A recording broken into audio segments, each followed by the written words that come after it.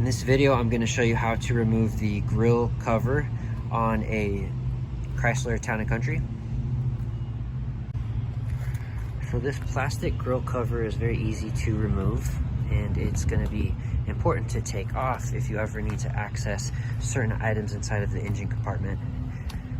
So as you can see, this grill cover has a Phillips head screws on the top of it.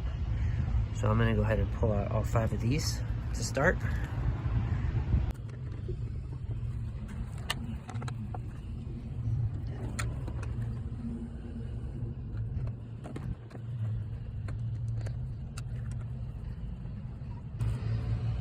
Now that those are off, the next step you'll see when you start pulling on this is that there are clips on the inside that are plastic.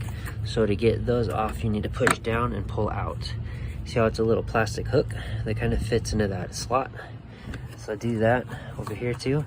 Push down, pull out. And then there's one more larger one right there. And then the trick for this lower one is, I already got it out, but I'll show you the shape of it. You can see that there is an edge on the right side. So you need to push in, push down, and then on the inside, what I did is I reached my finger around on the inside and pushed the tab this way to kind of give that gap some space and take it off of the edge of the bumper. So do that. And then once you get those edge tabs off, you have 4 tabs on the bottom that you need to get off that angle and slide right out of there.